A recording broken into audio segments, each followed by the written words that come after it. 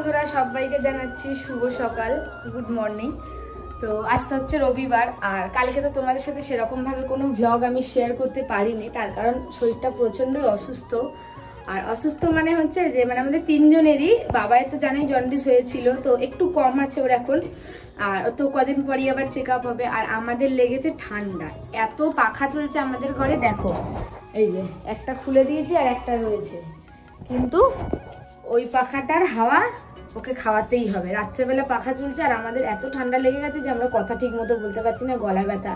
আর বুবাইয়ের তো একদম হালুয়া টাইট হয়ে গেছে, কিন্তু কি করবে, ছেলে যেহেতু রাতে ঘুমাতে চায় না, ওর জন্যই আর কি করা। তো আজ তো সানডে বললাম, আর সানডে মানে হচ্ছে স্পেশাল মেনু। আর ঘরের অবস্থা দেখো, এই যে ঠিক আছে, ঠিক আছে, মোটামুটি কাজ মানে সারা রয়েছে, আর রাতের কয়েকটা বাসন রয়েছে, এখন মাজবো এগুলো। আর বুবাই তো সকালবেলা উঠে বাজার টাজার করে দিয়ে বেরিয়ে গেছে, আর আমিও মিস্ত্রিদের চাটা দিয়ে চলে এসেছি। আর ওদিকে কাজও তো অনেকটা হয়ে গেছে, তোমাদের সাথে তো সেরকম ভাবে শেয়ার করা হয়নি, তো আজকে করব কতটা কাজ হলো। তো তাড়াতাড়ি কাজ কমপ্লিট হবে মনে হচ্ছে। আর এগুলো এখন সব রোদে দিয়েছি, তার কারণ বাবাই ছোট, ও রাত্রেবেলা হিসু করে দেয় বিছানায় শুয়ে শুয়ে। তো মানে ম্যানিবুকও পড়াই, তো দুপুরবেলা যেহেতু পড়াই না, ঘুমিয়ে ঘুমিয়ে করে দেয়। আর বাচ্চা কাচ্চা থাকলে তো এটা হবেই, তো যার জন্য একটু রোদ উঠেছে বাইরে, ভালোই। এখান দিয়ে বুঝতে পারবে না যদিও বা, তাও তোমাদের একটু দেখালাম। তো ও যেহেতু ছোট, বিছানায় হিসু করে দিচ্ছে, তো তার জন্য আমাকে একটু রোদ খাওয়াতে হবে। আর আজকে তো বাইরে ভালোই মোটামুটি রোদ উঠেছে, তো তার জন্য এগুলো সব একটু রোদে দিয়ে চলে গেছে। তোমার দাদাভাই একটু হেল্প করে দিয়ে আমায় চলে গেছে। আর আমার তো এত ঠান্ডা লেগেছে যে আমি নিঃশ্বাস নিতে পর্যন্ত পাচ্ছি না ঠিক করে। মানে আমার ধুলোবালি ঢুকলে নাকের মধ্যে খুব জ্বালা পোড়া করছে, মানে ধুলো ঢুকলে নাক কাপ পুরো জ্বালা করছে। চলো ঝটপট করে এখন ঘরের কাজকর্মগুলোকে গুছিয়ে নিই, আর ছাদ থেকে এনেগুলো সব মানে বিছানায় মানে সাজিয়ে নিই। তো কথা ঠিক মতো বলতে পারছি না, কিন্তু কি করব, তোমাদের সাথে যাই হোক একটু টুকিটাকি ভিডিও আমি শেয়ার করি। তো সেটাও যদি না করতে পারি তো নিজেকেই মানে পুরো ফাঁকা ফাঁকা লাগে। যেইটুকুনি পারি তো শেয়ার করি। আর কিছু মানুষ আছে আমাকে খুব ভালোবাসে, তোমার কাজের ভিডিও দাও, কাজের ভিডিও দাও, চলো তোমাদের জন্য আমি ওরকমই ভিডিও করব। তো সেইটুকুনি করি। তো ভালো লাগলে অবশ্যই চ্যানেলটাকে সাবস্ক্রাইব করবে, আর ভিডিও ভালো লাগলে অবশ্যই একটা করে লাইক কমেন্ট করে দিয়ে যাবে। তো অনেকেই আছে যে আমার এরকম ভিডিও ভালোবাসে, মার ধর দাঙ্গা দাঙ্গি খিস্তি গালাগালি ভিডিও। আমি পারি না যেটা, আমি সেটা মানে যেটা পারি আমি সেটাই তোমাদের সাথে তুলে ধরি। তো চলো ঝটপট এখন রান্না বান্না। এই যে আজকে এনে দিয়েছে হচ্ছে লাউ শাক বাজারে, আর এখানে কিনেছে দেখি ও আলু, ও মাছ এনেছে, আর কি এই যে পেঁপে, একটা পেঁপে এনেছে, দুজনে কি মাছ এনেছে আমি তো জানিও না। আর আমি তো কালকে ভোলা মাছ নিয়েছিলাম, সেগুলো রয়েছে। ও রুই মাছ এনেছে, আর দেখো কতগুলো ভোলা মাছ, এগুলো আজকে আমি পাতুরি করবো, সবকটা না কিছুটা করবো। এই যে কিছুটা করবো, আবার কিছুটা রেখে দেবো, আবার কালকে খাবো, সব একবারে খাবো না, খাবার ইত্যার মতো খাবো না। তো যাই হোক চলো কাজ বাজ সেরে নিই, আবার আসছি পরে তোমাদের সাথে কাজের ভিডিওগুলো, আর কি কি রান্না করলাম সেগুলোও দেখাতে। তো চলো আসি পরে। তো বন্ধুরা বকবক থামিয়ে আমি তো আমার কাজে লেগে গেছি। আর বললাম আমি পুরোপুরি যে বিছানাপত্র সব রোদে দিয়েছি, শুধু এইটাই এনে পেতে রেখেছি। আর ওই দিকটা গুছিয়ে গেছে, চলে এসেছে এদিকে, দেখলাম তোমাদের দাদাভাই কি মাছ এনেছে, তো রুই মাছ এনেছিল ওদের মতো। তারপর ওই দিকটা একটু গুছিয়ে রেখে চলে এসেছি ঘরটার ঝাড় দিতে, কারণ ঘরটার যদি ঝাড় না দিই তো রান্না বান্নার সময় খুবই অসুবিধা হবে, পায়ে পায়ে ধুলোগুলো এদিক ওদিক হবে। তো পুরোপুরি আর কি করে নিয়ে চলে এসেছি এইদিকে। আর এখানে আমি বসিয়ে নিচ্ছে হচ্ছে এখন ভাত, কারণ ভাতটা তাড়াতাড়ি হয়ে গেলে বাবাইকে খাওয়াতেও আমার সুবিধা হয়, তাই জন্যই আগে আমি ভাতটাকে বসিয়ে দিই। আর আজকে কেন জানি না আজকে আমার ভিডিওটা একটু এরকম হচ্ছে, তো তোমরা একটু ম্যানেজ করে বুঝে বাজে নিও আর কি। যাই হোক, তো ভাতটা বসিয়ে চলে এসেছি এখন আনাজগুলো কাটতে। আর ঘরের তো মোটামুটি কাজ আমার হয়েই গেছিলো, শুধু রান্না টান্না আর ঘরটার মোছা, বাদবাকিগুলো তো পরে রয়েইছে, এগুলো রান্না করতে করতে এগুলো আমি সারি। আর লাউ শাক যেহেতু এনেছিল, ভাবলাম যে আজকে একটু লাউ শাক করবো, মানে তরকারি। তারপর ভাবলাম যে রুই মাছ যখন এনেছে একটু ডাটা দিয়ে, লাউ শাকের ডাটা দিয়ে করি, আর পাতাগুলোকে একটু বাটবো, কারণ সবারই সর্দির মুখ, বুঝতেই পারছো কোনো রুচি নেই খাওয়ার। তো সেদিনকার তো মাংস খেয়েছিলাম, কিন্তু তারপরেও মুখে রুচি ফিরল না একটু ঝাল ঝাল করে। আর আমার তো ঝাল খাওয়া বারণ, তাই জন্য খুব একটা ঝালও দিতে পারিনি। তাই ভাবলাম একটু লাউ শাকের পাতাটাই না হয় বাটা যাক, যেহেতু খারকোল পাতা আমরা পাইনি, মানে অনেকে আবার ভেটকোল পাতা বলে। আর দেখো এখানে আমি চিল্লাচ্ছিলাম বাবাইয়ের পিছনে, কারণ এই দেখো বাবাই দেখেছো হাতটা দেখো, আমি যখনই ভিডিও করব তখনই ও এসে এরকমভাবে আমাকে জ্বালাতন করবে। জানি না ভাই ওর কি অসুবিধা হয়, ও একটু মজা পায় আর কি। তো যাই হোক হোক পেঁপে দিয়ে আলু দিয়ে লাউ শাকের ডাঁটা ফাটা দিয়ে আজকে একটা ঝোল করব পাতলা করে। ওতে বাবাইয়েরও হয়ে যাবে আর বুবাই তো একদম হালকা পাতলাই খেতে পছন্দ করে, ওরও হয়ে যাবে, অসুবিধা কিছুই হবে না। তো যার জন্য আমি পেঁপে আলু লাউ শাকের ডাঁটাগুলোকে ছাড়িয়ে পাতাগুলোকে আলাদা করে সব রেখে ঢুকে দিয়েছি। আর তারপর চলে এসেছে মাছ ধুতে। তো বেসিনে কয়েকটা বাসন ছিল, ওগুলোকে তো একটু ধুয়ে ধায় আগেই রেখে দিয়েছি। আর তারপর চলে এসেছি মাছ ধুতে। আর এই মাছের আঁশ বাছতে মানে ছাড়াতেই আমার কি বলবো হাত পুরো ব্যথা হয়ে যায়, মানে বিরক্ত লাগে। আর ছাড়িয়েও দেয় না, যেহেতু আজকে রবিবার ছিল আরোই দেবে না। তো ওই দিকটা ধুয়ে ধায় চলে এসেছি, মানে মাছ টাছ ধুয়ে ধায় নিচ্ছে একটু ভালো করে। আর দেখতেই পাচ্ছ ভোলা মাছ তো ছিলই সাথে। তো ভেবেছিলাম পাতুরি করব, একটু ভোলা মাছটা যেহেতু ভালো লাগে বেশি পাতুরিটা, তো টাইমের জন্য আর হয়ে উঠলো না। আর বাবাইকে যেহেতু টাইমে খাওয়াতে হয় তো ওরটাই আগে মোটামুটি করতে হয়। তো মাছ টাছ ধোয়া দেওয়ার পর এখন একটু বেসিনটাকে পরিষ্কার করে নিলাম, কারণ মাছের জল চারিদিকে ছিটকে গেছে আর কি আর পিচ্ছিরি একটা গন্ধ বেরোয়। তো তাই জন্য একটু বেসিনটাকে একটু ভালো করে পরিষ্কার করে নিয়ে লাউ শাকের পাতাটাকে আর কি ধুয়ে নিচ্ছি। তো এটাকে আর কি ভেজে নিয়ে তারপর আমি মাছটা বসাবো। আর এই মাছ বসাতে গেলে আমার যে কি কেলেঙ্কারি হয় একমাত্র আমিই জানি। তো লাউ শাকের পাতাটা যেহেতু বাটবো, একটু রসুন লাগবে, একটু রসুনও আমি ছাড়িয়ে নিলাম এখানে তাড়াহুড়ো করে।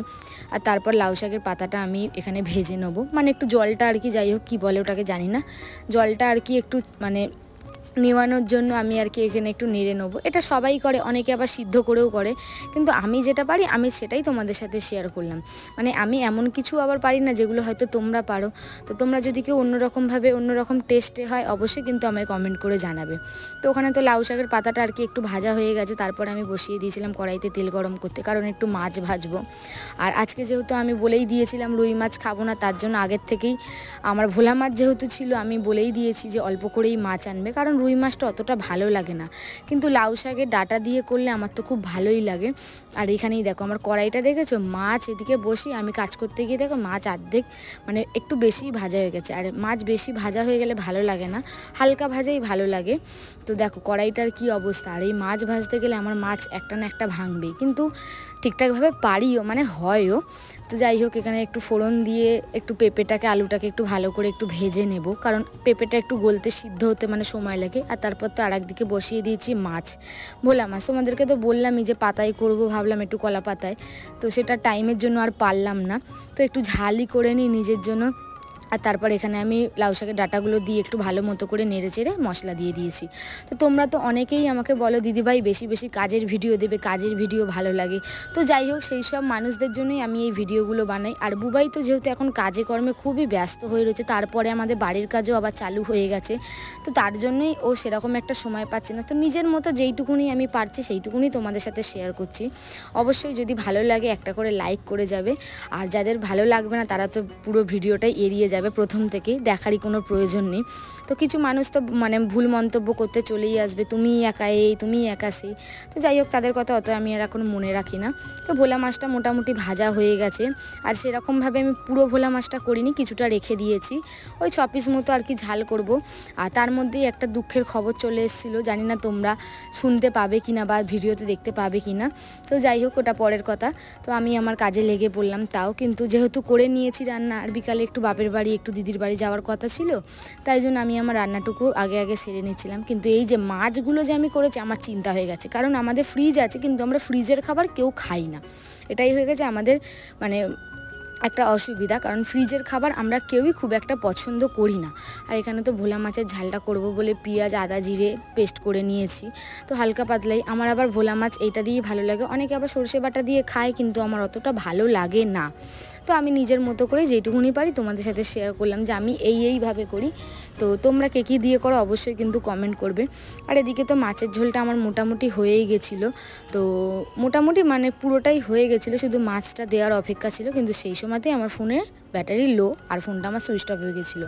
তো তারপর যাই হোক চার্জ দিয়ে আমি আবার চলে এলাম তোমাদেরকে রান্না দেখাতে, যেহেতু অনেকে বলেছে তোমরা। আর এখানে তো ভোলা মাছের মশলাটা কষানো হয়ে গেছিলো, আর আমি জলও দিয়ে দিয়েছি অল্প করে। আর ভোলা মাছটা কিন্তু কিন্তু আমার একার জন্যই করেছিলাম, কিন্তু এখান থেকে বুবাইও আর কি ভাগ বসিয়ে দিয়েছিল অলরেডি। তো জল রীতিমতো ফুটে গেছে, হয়ে গেছে মোটামুটি। তো একটুখানি ভোলা মাছটা দিয়ে নাড়িয়ে চাড়িয়ে নামিয়ে নেবো। তো দেখতেই পাচ্ছ তোমরা। আর এখন যেহেতু লাল লাল ঝালঝাল খাওয়া বারণ, পুরোটাই আর কি কাঁচা লঙ্কা, তাই জন্যই কালারটা এরকম। তো কোনো ব্যাপার না, স্বাদটাই হচ্ছে আসল, কালার দেখে আর কি হবে। তো এখানে তো মানে মাছের ঝোলটা হয়েই গেছে মোটামুটি, পুরোটাই হয়ে গেছে, শুধু মাছগুলো দিয়ে একটু নাড়াচাড়া করে নামিয়ে নেওয়ার পালা। বললামই তখন যে ফোনটা সুইচ অফ হয়ে গেছিলো, তার জন্য আরও একটুখানি ওয়েট করে গেলাম। আর ওদিকে কিন্তু ভোলা মাছটা আমার হয়ে গেছিলো, সেটাকেও আমি নামিয়ে নিয়ে আবার আমি চলে গেলাম মাছের ঝোলটা দেখতে, কারণ মাছের ঝোল এবারেই হচ্ছে মাছটা দেওয়ার পালা। জানি না চন্দ্রমুখী আলু নেওয়ার পরেও এতক্ষণ কেন গলতে লাগে, আর পেঁপে তো সিদ্ধই হয় না। তো লাস্ট ফিনিশিং আর কি সিদ্ধ হয়ে গেছে আলুগুলো, মাছ দিয়ে নামিয়ে নেব। আর এদিকে বসিয়ে দিয়েছিলাম হচ্ছে লাউ পাতা বাটা। তো তোমরা কে কে লাউ পাতা বাটা খেতে ভালোবাসো অবশ্যই কিন্তু কমেন্ট করে আমাকে জানাবে। আমি তো খুবই ভালোবাসি, আর বুবাইও কিন্তু এইটা দিলেই একতলা ভাত খেয়ে নেয়, আর কোনো কিছু ওর লাগে না। আর সত্যি কথা বলতে ওর কোনো কিছু খাওয়ার বাদ বিচারও নেই, ওকে যেটা দেবো সেটাই ও খায়। তো রান্না টান্না করার পরে এটা তো প্রতিদিনের আমার কাজ, গ্যাস ট্যাসগুলোকে মোছা, একটু স্ল্যাব টেলাপগুলোকে মোছা, এটা তো আমার প্রতিদিনেরই কাজ। তো অনেক সবাই, আমার কেন সবারই আর কি এটা হয়ে থাকে প্রতিদিনের কাজ। তো আমিও আমার নিজের মতো করে মানে মেজে মুজে নিচ্ছিলাম, সব কিছু একটু ধোয়া পরিষ্কার করে নিচ্ছিলাম। আর ওদিকে তো বাবাইয়ের জন্য মানে খিদাও পেয়ে গেছিলো, আমার পিছনে আর কি চিল্লাচ্ছিল। আর এদিকে তো আমি ঘর দোরগুলো মুছে নিচ্ছিলাম। আর ওই দেখো, দেখতে পাচ্ছ ওকে আমি যত বলছি উঠে দাঁড়াও, কিন্তু তত ওইখানে গিয়েই দাঁড়াচ্ছিল, যত বলছি সরে দাঁড়াও ওখানে গিয়েই ও দাঁড়াবে। তো আমি আমার মতো, ওর মতো কাজ করছে, আমি আমার মতো কাজ করছি। তো ঘরটার মোটামুটি হয়ে গেছে মোছা। তো যাই হোক, এবার তোমরা তো অনেকেই বলেছো বাড়ির ভিডিও দিতে, বাড়ির ভিডিও দিতে। তো তোমাদেরকে এই ভিডিওটাতেই আমি বাড়ির ভিডিও কিছুটা শেয়ার করলাম। তো আজকের ভিডিওটা তো এইটুকুনিই থাকবে। আর এই যে দেখো আমার বাড়ির ভিডিও, বিকেলবেলা চলে গেছিলাম চা দিতে। আর এই যে মোটামুটি পুরোপুরি কাঠ ঠোকা হয়ে গেছে, মানে কাঠ মারা হয়ে গেছে। এবারে ওই রড টট কী বলে বাঁধাবুধি হবে, আমি তো ঠিক অতটা জানি না। তো যেইটুকুনি আমি শুনলাম বুঝলাম, তো সেইটুকুনি তোমাদেরকে আমি বললাম। তো দেখতেই পাচ্ছ মোটামুটি অনেকটাই কাজ হয়ে গেছে। এবার রড টট বেঁধে হয়তো সামনের সপ্তাহতেই আর কি ঢালাই দেবে।